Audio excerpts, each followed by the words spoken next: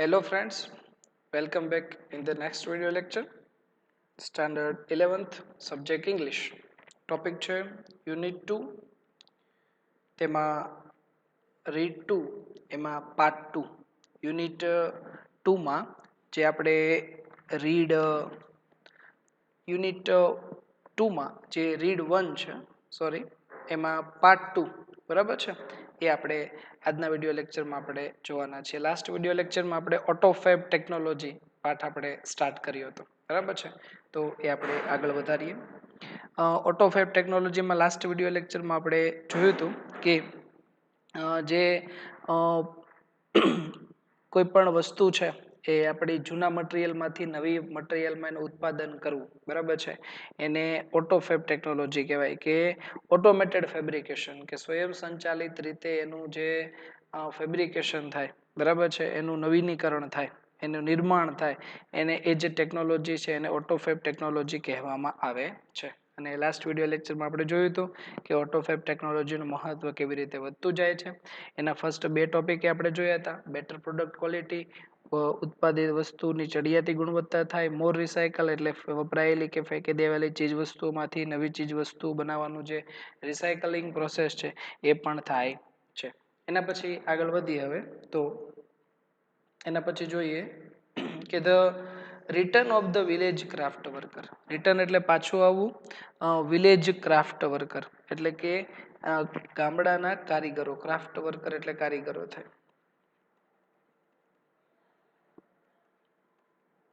તે return of village craft worker એટલે ગામડાના કારીગરો હવે પાછા આવ્યા છે બરાબર કે ગામડાના કારીગરોનું પરત ફરવું એ લોકો પાછા આવ્યા છે. કેવી રીતે? તો ઇફ જો mass production of loses its economic advantage, તો huge centralized factories would disappear and they will be replaced by smaller and community based facilities, and there will be a continuous decline in the amount of human efforts needed to produce material goods. Then the customers may be served better by a local owner and operator of a manufacturing shop. Thus, the factories will become decentralized and the naturally talented village craft workers will be back with a bang. Ready? તો જોઈએ if જો mass production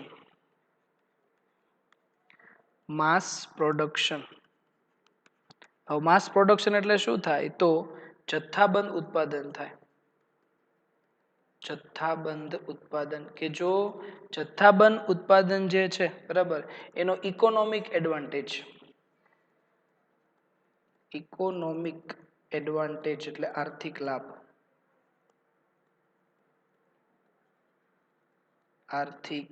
લાભ કે જો જથ્થાબંધ ઉત્પાદન તેનો આર્થિક લાભ લોઝીસ એટલે ગુમાવે છે તો હ્યુજ એટલે વિશાળ સેન્ટ્રલાઇઝ્ડ ફેક્ટરીઝ એટલે મોટી કેન્દ્રિત ફેક્ટરીઓ જે છે બરાબર છે એ કેન્દ્રિત થયેલી જંગી મોટી ફેક્ટરીઓ વુડ ડિસઅપિયર અદ્રશ્ય થઈ જશે. શું કરવા?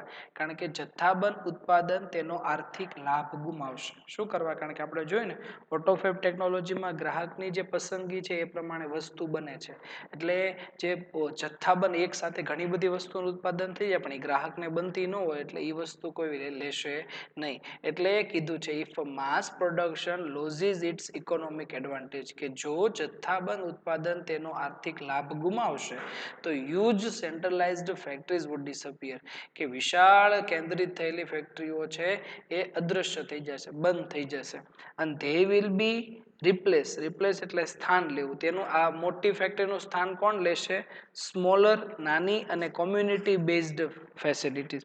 બરાબર કે આની સ્થાન કોણ લેશે કે નાની અને સમાજ આધારિત જે સગવડો છે ને કોમ્યુનિટી બેઝડ ફેસિલિટીઝ એટલે સામાજિક આધારિત સમાજ આધારિત જે સગવડો છે ને એ એનું સ્થાન લઈ લેશે.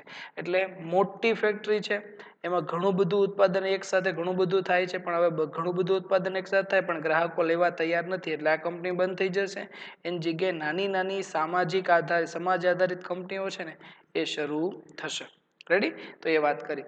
and there will be a continuous એટલે સતત, decline એટલે ઘટાડો થાય કે તેમાં સતત ઘટાડો આવશે in the amount of human efforts કે મનુષ્યના પ્રયત્નોમાં ઘટાડો આવશે અને નીડેડ જરૂર છે to produce material goods. Produce એટલે ઉત્પાદન કરવું, મટીરિયલ ગુડ્સ કે જે ચીજ વસ્તુઓનું ગુડ્સ એટલે ઉત્પાદન થાય, ચીજ વસ્તુનું ઉત્પાદન કરવામાં મનુષ્ય પ્રયત્નોનો ઘટાડો આવશે, કે there will be continuous decline, કે સતત ઘટાડો થશે in the amount of human efforts.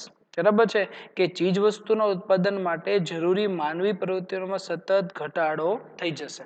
અને ત્યાર પછી the customers ગ્રાહકો may be served better by local owner and operator of manufacturing shop. Manufacturing shop એટલે ઉત્પાદનની દુકાન થાય. પછી શું થશે કે સ્થાનિક ઉત્પાદિત દુકાન ચલાવનાર અને માલિક તરફથી ગ્રાહકોને વધારે સારી સેવાઓ મળી શકશે.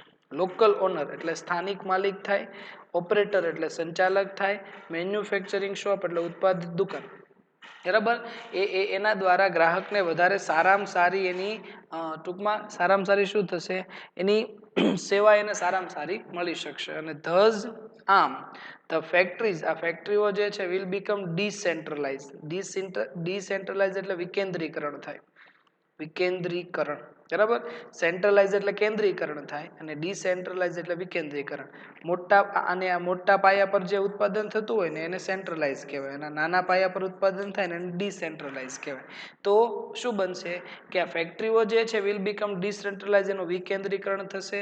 અને naturally talented village craft workers, naturally એટલે કુદરતી, ટેલેન્ટેડ એટલે કૌશલ્યવાળા, વિલેજ ક્રાફ્ટ વર્કર એટલે ગામડાના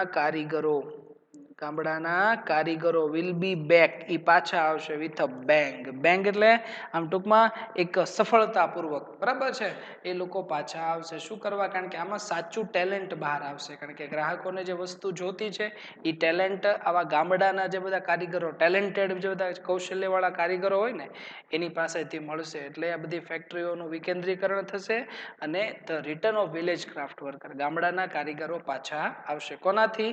ઓટોફેબ ટેકનોલોજીથી આ બધું શક્ય બનશે, કે ઓટોમેટેડ ફેબ્રિકેશન ટેકનોલોજી, જેને ઇન શોર્ટ ઓટોફેબ ટેકનોલોજી કહેવાય, એનાથી આ બાબત શક્ય બનશે.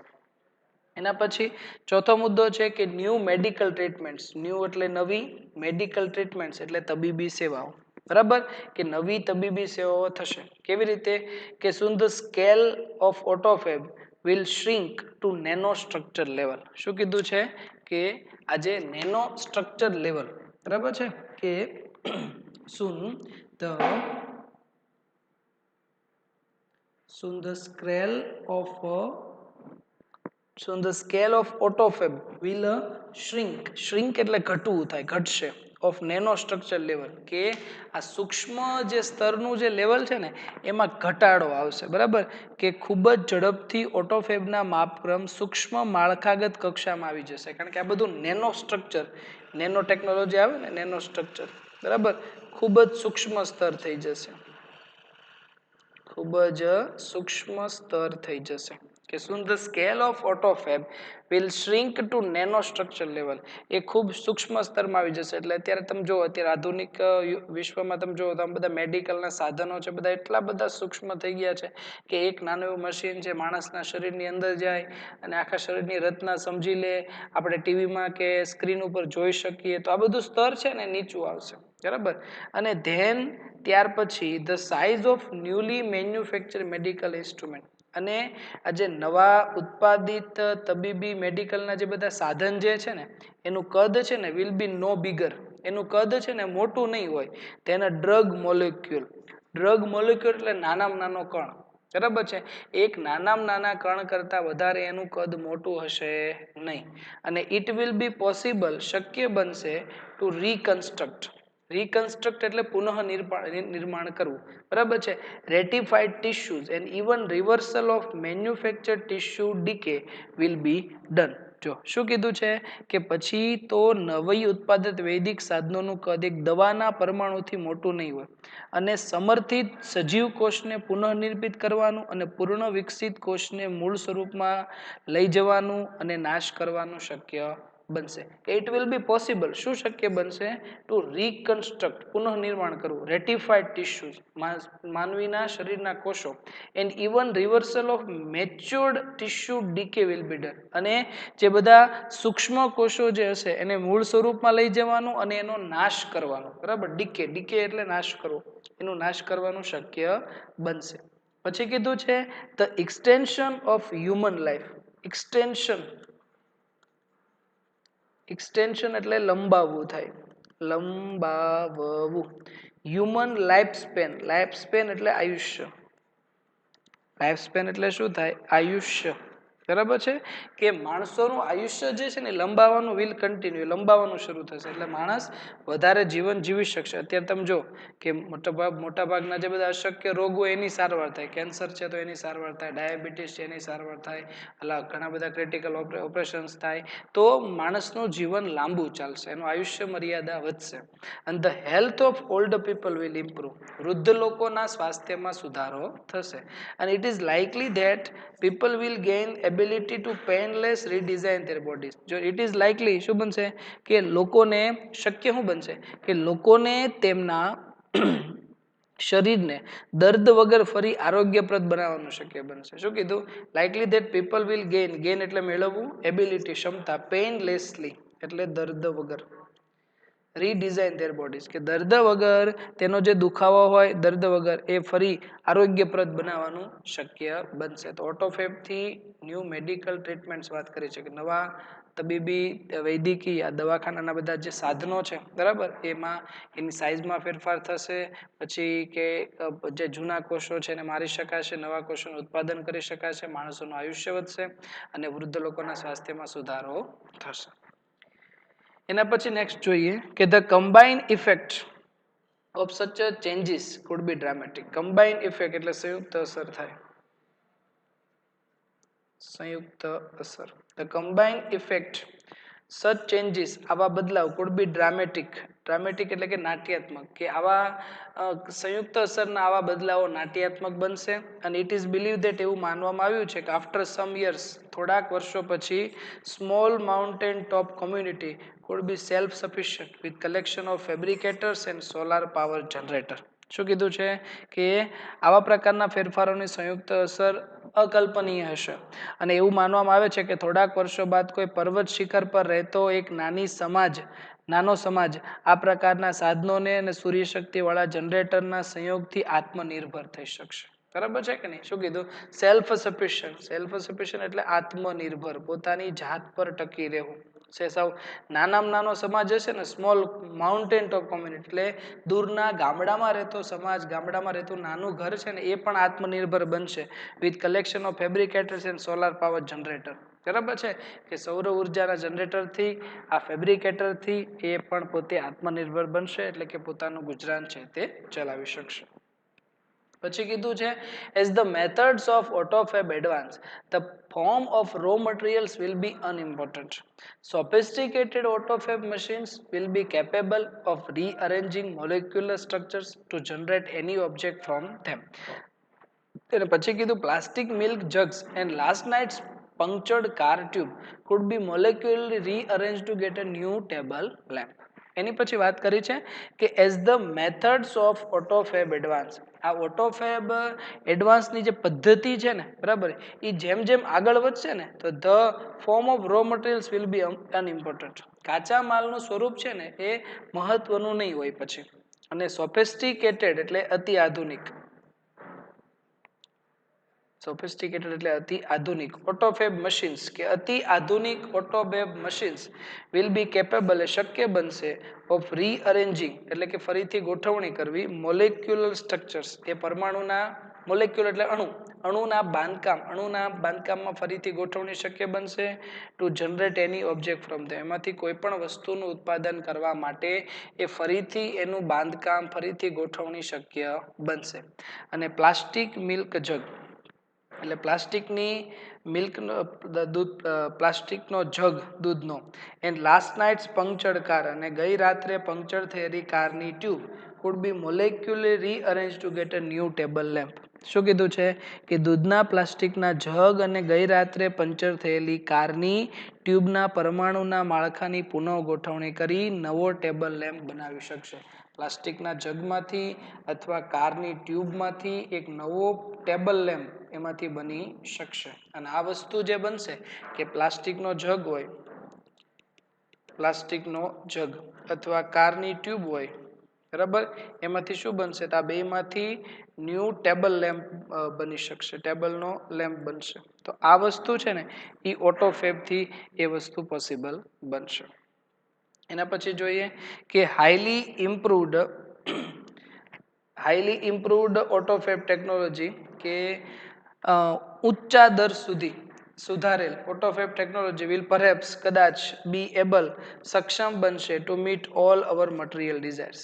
આપણી બધી ઉત્પાદિત ચીજવસ્તુઓની ઈચ્છા પૂરી કરવાનું એ શક્ય બનશે. અને ધ ફ્રીડમ રિઝલ્ટિંગ, એનું સ્વતંત્ર પરિણામ ફ્રોમ ધીસ એચિવમેન્ટ એટલે સિદ્ધિ, આ સિદ્ધિનું સ્વતંત્ર પરિણામ will bring about a golden age of art, music and scientific discovery. શું કીધું છે? આર્ટ એટલે કળા, મ્યુઝિક એટલે સંગીત અને સાયન્ટિફિક ડિસ્કવરી એટલે વૈજ્ઞાનિક શોધ. આ બધામાં ગોલ્ડન એજ, એનો સુવર્ણ યુગ આવશે. બરાબર, આ બધાનો ગોલ્ડન એજ, એનો સારામાં સારો સમય એનાથી આવી શકશે આ સિદ્ધિને કારણે. But the open question is, પરંતુ એક ઓપન ક્વેશ્ચન, ખુલ્લો પ્રશ્ન, સળગતો પ્રશ્ન જેને કહેવાય, કે whether people want such freedom. વાત બરાબર છે કે લોકોને આવી સ્વતંત્રતા જોવે છે કે કેમ. એન્ડ વિલ રિજોઇસ એટલે આનંદ કરવો. એ લોકોને આમાં મજા આવશે કે કેમ, લોકો એનો આનંદ કરશે કે કેમ, આ એક સળગતો પ્રશ્ન છે. But the open question is, સળગતો પ્રશ્ન એ છે કે whether people want such freedom, લોકોને આવી સરળતા જોઈએ છે કે કેમ. And will rejoice in it, લોકો એમાં આનંદ કરશે કે કેમ. અને ઇન લાઈફ, જીવનમાં, it is often found that, કે જીવનમાં એવું વારંવાર આપણને જાણવા મળે છે કે greatest satisfaction comes from not from getting what he wants but from working for it. બહુ સરસ વાત કરી છે. જો કે જીવનમાં મોટો સંતોષ આપણને કેમાંથી મળે છે, શેમાંથી મળે છે?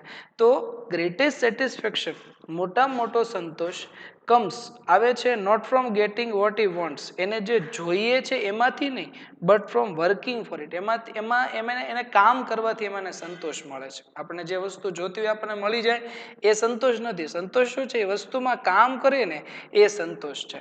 અને ધ ગ્રેટેસ્ટ ચેલેન્જ, મોટો પડકાર, ફેસિંગ હ્યુમેનિટી, કે મનુષ્ય જાત માટે મોટો પડકાર એ છે કે as we proceed into the age of auto fabrication is to find a meaningful use for our cells. શું કીધું? કે માનવજાતને મોટો પડકાર કે આપણા માટે સાર્થક ઉપયોગો કયો એ નક્કી કરવો. બરાબર, કે we proceed into age of fabrication is to find meaningful use for cells, કે આપણા માટે એક મિનિંગફુલ યુઝ એટલે કે સાર્થક ઉપયોગ આપણા માટે કયો છે ને એ નક્કી કરવું ને એ સૌથી મોટો પડકાર છે. કારણ કે આ ટેકનોલોજી નવી છે, લોકો એને એક્સેપ્ટ કરતા વાર લાગે, સમય જાય. બરાબર છે, ઘણા લોકો એક્સેપ્ટ ન કરે, બધા ઉદ્યોગો વચ્ચે વિરોધ ઊભો થાય. એટલે આ એક સળગતો પ્રશ્ન છે કે લોકો આવું આ પ્રકારની એને સ્વતંત્રતા જોઈએ છે કે નહીં, એમાં એ લોકો એમાં એનો આનંદ કરશે કે કેમ, એ એક સળગતો પ્રશ્ન આપણને જાણવા મળે છે. તો વિદ્યાર્થી મિત્રો, આજના વિડીયો લેક્ચરમાં આપણે આજે ઓટોફેબ ટેકનોલોજી છે એ યુનિટ આજના વિડીયો લેક્ચરમાં આપણે ફિનિશ કર્યો. Thanks for watching.